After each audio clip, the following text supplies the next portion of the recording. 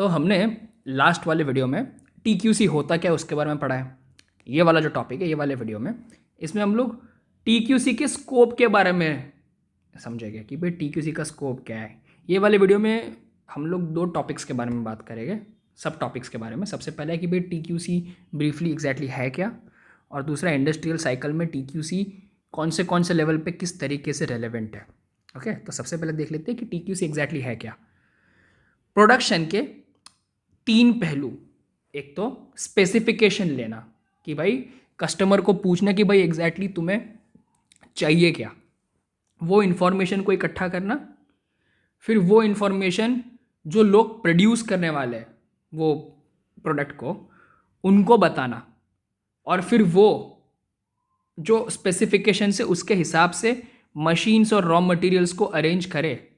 ये तीनों जो फैक्टर्स हैं ना प्रोडक्शन के, यहाँ पे स्पेसिफिकली उन तीनों के बीच में अगर कोऑर्डिनेशन बैठता है ना, तालमेल बैठता है, तो TQC अच्छे से होगा, जिससे इवेंचुअली कस्टमर हो जाएगा सेटिस्फाई। ये होता है TQC।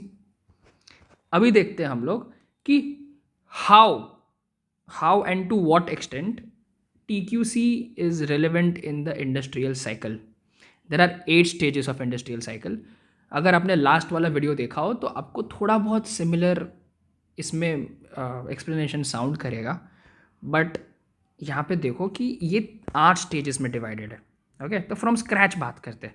अभी कोई भी चीज़ को मेरे को प्रोड्यूस करना है, मेरे को पता होना चाहिए कि भाई मेरे को क्या चीज़ को प्रोड्यूस करना है। कोई भी बिजनेस करने से पहले मुझे पता होना चाहिए कि मैं क्या चीज़ का बिजनेस करने वाला हूँ।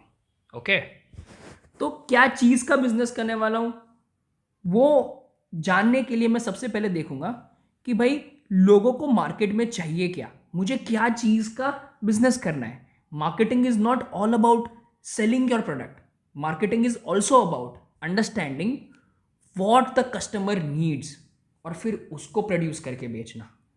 ओके, तो यहाँ पे मार्केटिंग का थोड़ा ब्रॉडर कंसेप्ट है। धंधा शुरू करेंगे हम मार्केट रिसर्च से कि भाई लोगों को कोई प्रोडक्ट चाहिए, उसकी क्या क्वालिटी वो एक्सपेक्ट कर रहे हैं और क्या प्राइस वो विलिंग है पे करने के लिए। अगर क्वालिटी उनको ठीक नहीं लगी या तो फिर प्राइस उनको ठीक नहीं लगी ना, तो मैं कितना भी अच्छा प्रोडक्ट बना लूँ बिकेगा नहीं। ठीक है, सबसे पहला हो गया मार्केटिंग। अभी मुझे पता चल चुका है कि भाई लोगों को क्या चीज़ चाहिए, कौन सी क्वालिटी पे चाहिए और कौन से प्राइस पॉइंट पे चाहिए। Now I have enough information, तो मैं क्या करूँगा, as a producer I would instruct my engineers and designers to devise a product, to make a product जो कि खरा उतरता है मार्केट रिसर्च से। ऐसे एग्जैक्ट स्पेसिफिकेशंस को डेवलप करो जो कि मार्केट रिसर्च को कंप्लाई करते हैं।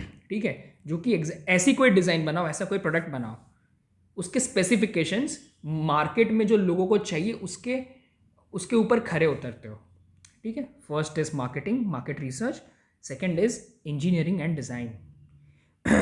अभी डिज़ाइन सब कुछ सॉर्ट हो गया है, मुझे स्पेसिफिकेशंस भी पता है कि मुझे कैसा प्रोडक्ट बनाना है।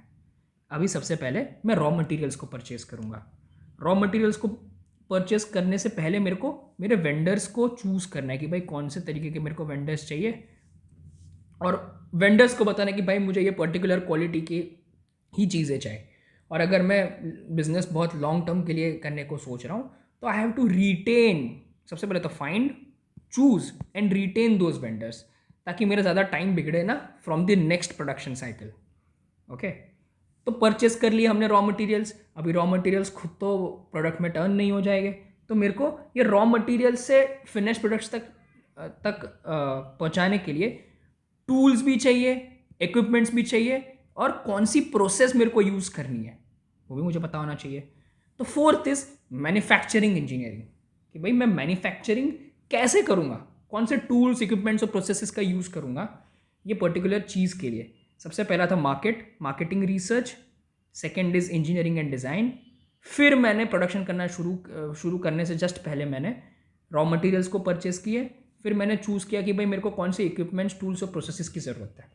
ठीक है, फिर जैसे ही प्रोडक्शन शुरू हो जाता है मेरे को एक चीज़ मेक श्योर करनी है कि मैं मैन्युफैक्चरिंग में सुपरवाइजर्स को अच्छे से उनका काम अलॉट करूं और शॉप ऑपरेशंस अच्छे से मेंटेन करूं। मेरे को क्वालिटी 3 लेवल पे अगर ब्रॉडली देखने जाए तो 3 लेवल पे मेरे को मेंटेन करनी है। सबसे पहले पार्ट्स जब बनते हैं तब तक, इंडिविजुअल पार्ट्स। अगर मेरा एक ऑटोमोबाइल मैन्युफैक्चरिंग का प्लांट है तो मुझे सबसे पहले बेसिक बेसिक छोटे से छोटा पार्ट पे क्वालिटी इंश्योर करने की, ये पर्टिकुलर पार्ट की क्वालिटी अच्छी है। फिर हो गया सब असेंबली, फॉर एग्जांपल सीट्स बनाना। अभी सीट को भी मेरे को असेंबल करना पड़ेगा, सीट का जो फैब्रिक होगा, सीट का जो बेस होगा, वो सबको मेरे को असेंबल करना है। और फिर ये सब असेंबल अगर हो जाए, सीट्स, टायर्स और ये सब चीज़ें, एंड फिर मेरे को फाइनल असेंबली पे भी इंश्योर करना है कि ये सारे के सारे सब पार्ट्स जो है वो तो अच्छे से अच्छी क्वालिटी के हो, वो सारे पार्ट्स इंटैक्ट भी अच्छी तरीके से हो। और ये जो सब असेंबली जब तक मेरा काम खत्म हो गया है, उसके बाद मैं सारे के सारे मेजर पार्ट्स है जो कि सीट, व्हील्स, स्टीयरिंग, डैशबोर्ड, ये सब चीज़ों को मैं फाइनल असेंबली में जब पहुंचाता हूँ, वो भी बहुत अच्छे से इंटैक्ट हो, ताकि क्वालिटी पे कोई भी कॉम्प्रोमाइज़ ना हो, because this is total quality control. Okay, quality control तो हम लोग छोटे मोटे लेवल पे कर सकते हैं, एक स्पेसिफिक लेवल पे, बट टोटल क्वालिटी कंट्रोल हमें सारे लेवल्स पे मेक श्योर करना है कि ये क्वालिटी बहुत अच्छी है, ऑफ द प्रोडक्ट भी, ऑफ द प्रोसेस भी, और जिस तरीके से ये सारे के सारे पार्ट्स एक दूसरे से इंटैक्ट है।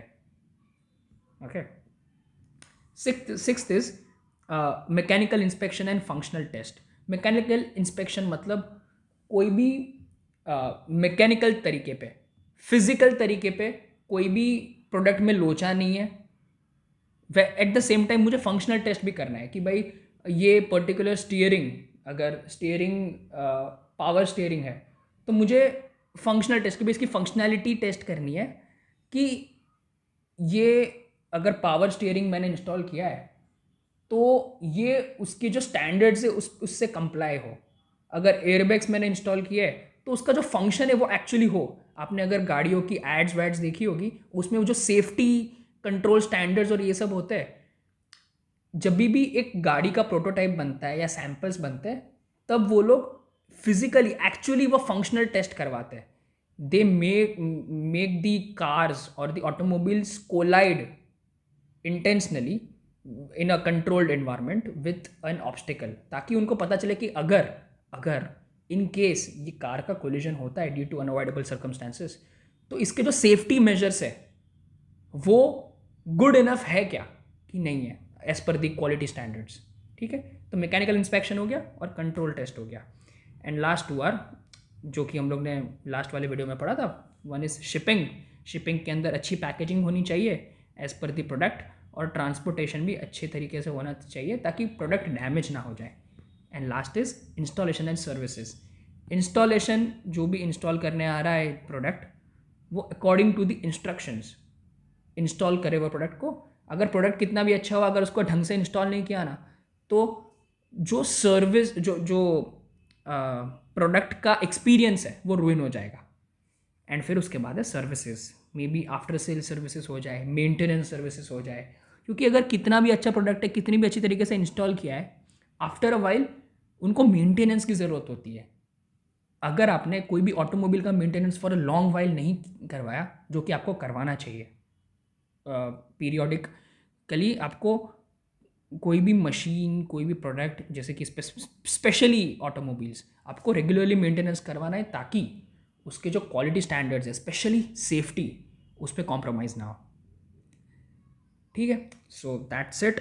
ये थे हमारे 8 स्टेजेस ऑफ इंडस्ट्रियल साइकिल। सबसे पहला है marketing, second is engineering and research, third is purchasing, fourth is manufacturing engineering जिसके 3 पहलू थे, tools, equipments and processes, fifth is manufacturing supervision and shop operations, sixth is mechanical inspection and functional test, seventh is shipping, and eighth is installation and services. That's it. Thank you.